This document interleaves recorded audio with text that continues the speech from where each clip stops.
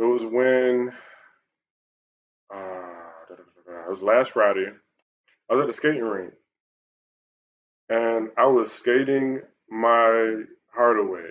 Just all I heard was music and my heartbeat, and that was it. Just going around the rink, and it was just like, yo, ain't no deadlines to worry about right now. Ain't nobody asking my attention right now. I don't have to use hmm, like I don't have to use like the analytical part of my brain right now. Everything is just on. I'm just breathing and rolling. That's it.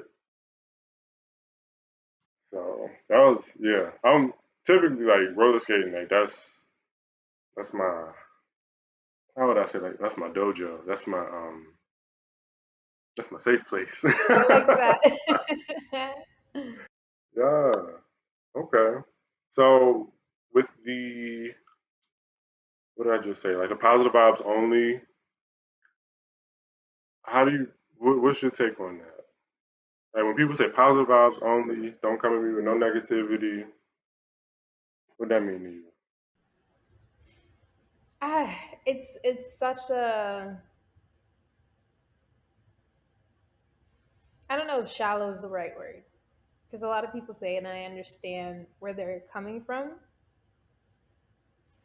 It's so unrealistic. It is so unrealistic for where we are, and that is planet Earth. It is the most unrealistic thing to declare positive vibes only.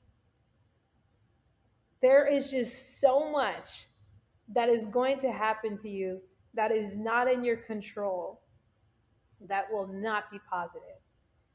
And it, like, I wish people had a mindset of whatever comes my way rather than positive vibes only, because it's like we need to be prepared for whatever is going to come our way, because we don't even know what that's going to be. And to stamp it as positive vibes only, it just leads to mass disappointment when you go through seasons of just negative vibes, when you're surrounded by people of just negative energy, when you just fail after fail after fail, when you just don't want to be on the planet anymore. You're just constantly disappointed that you started with, like, oh yeah, positive vibes only, you know? Hmm. Well, and there's so much that you can learn from the fails, and so much that you can learn from the valleys. Where if you never experience those valleys, then first of all, there's no point of reference. There's no point of reference. So if you only focusing on the peaks, if you're only focusing on the positive stuff, then you're cutting out a whole host of lessons. Yes. Like just so much. That's like, and I'm actually that goes back to the roller skating dimension of my life. When I'll talk to and um, when was this? This wasn't the last time I was skating. This was like a couple Sundays ago. And I was talking to this guy, just met for the first time on the rink. He was saying like, "How do you do this move?" Because I'll be skating. So like, he was asking me how I did Oh, this you know how one to thing. go, huh? Okay. All right, we see you. You be out here grooving. I'll Got be your own skates and skating. everything, huh? Rent skates where? But he was asking me how I did this move, and then I was like, "Yo, I just kept practicing, but more important, I just kept falling." I was like, the moment you enjoy falling is the moment things start to open up for you when you're trying to learn how to do new moves on the Wow. skate floor. And he was like, "Yo, I never thought about it like that because I was always trying to That's avoid so good. falling. I was always trying to, keep up off the floor." I was like, "No, you need to fall because after every single fall, your brain is going to be like, all right, so don't do this. Maybe I should keep my back straighter this time. Maybe I should bend my knees a little bit more so that I don't fall. But if I do fall, then that's just me gathering new information for how to actually stay up." So people don't be wanting to fall, but like you That's gotta so good. fall. You You have gotta to fall to fall. figure it out. You gotta fall. So, and that's goes in line with quote unquote negativity in other areas of life. You learn so much from the negativity, and it's it's not to say you gotta go through traumatic events to learn a lesson, but you have to seek danger to learn a lesson. You can learn from other people's mistakes. That's where communication comes in. Like Yep. just people telling you stories about their lives, and you be Yep. like, "Yeah, I'm not gonna do what you did. I'm gonna just go over here. Exactly. You already learned the lesson from me." But making it only about positive vibes, or only about positivity, you're stunting your growth.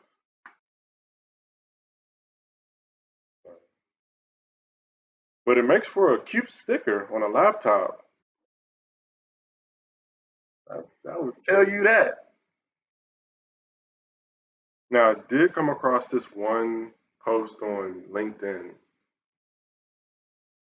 and this is where the conversation can take a turn into talking about mental health. But, and this may be an actual term somewhere in academia or in somebody's journal or whatever, but like the self care fallacy. And the post on LinkedIn, it was like, so look, this whole self care thing is very individualistic and kind of problematic because if you're expecting everybody to just take care of themselves, when in reality, we all go a little bit farther if we all take care of each other, show empathy, say, this is, it's like cliche, but we're all in this together instead of saying, you take care of yourself while I take care of myself, and then we'll come back and we'll finish this work together. It's like, but no, though, because there's also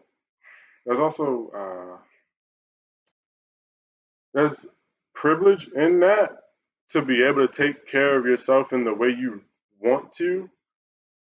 Like self care looks differently for everybody, but not everybody has the same resources or access to resources. Like if self care meant going to therapy, but one person has the means to do therapy, whether it's virtual or in person, but the next person doesn't, then to say, you go take care of yourself. I'm gonna go to therapy. I know you can't, but like you got it. It's like, and I never thought about it like that. Whereas, yes, take care of yourself. Like that, protect your peace, protect your joy. Yes. But I think when it gets to like the group level of expecting everybody to only care for themselves instead of everybody caring for each other, there's a gap there. Hmm.